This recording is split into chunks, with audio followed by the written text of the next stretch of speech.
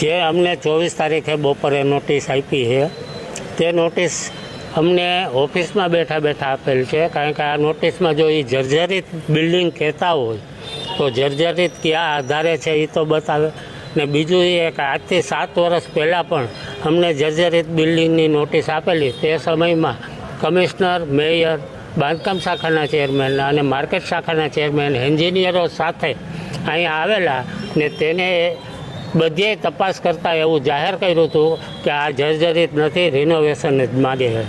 કારણ કે 1934થી બાંધવામાં આવેલી આ જૂની શાક માર્કેટમાં કોઈ પણ સમયે રિનોવેશન કરવામાં આવેલ નથી, તો એટલી તો જર્જરિત થવાની જ છે। ખાલી જર્જરિતમાં ખાલી ઉપર નરિયામાંથી પાણી જ પડે છે, પણ કોઈ પણ લાકડું કે લોઢા ઉપર આખી બિલ્ડિંગ ઊભી છે તો એક પણ લોઢાનો બીમ કે એક પણ લાકડાને ઊંધી નથી લાગી કે એક પણ બીમને કાટ કે કટાઈ ગયેલ કે હળેલો નથી, તો જર્જરિત છે ને કેવી।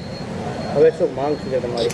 અમારી માંગ એટલી જ છે કે અમને શાંતિથી ધંધો કરવા દે અને આ માર્કેટને રિનોવેશન કરવું હોય તો કરે, ન કરે તો અમને પાણી પડે એ અમે ચોમાસામાં સહન કરી છીએ। 20 વર્ષથી આ સહન કરતા આવ્યા ને હજી એટલા બધા માન સહન કરશું।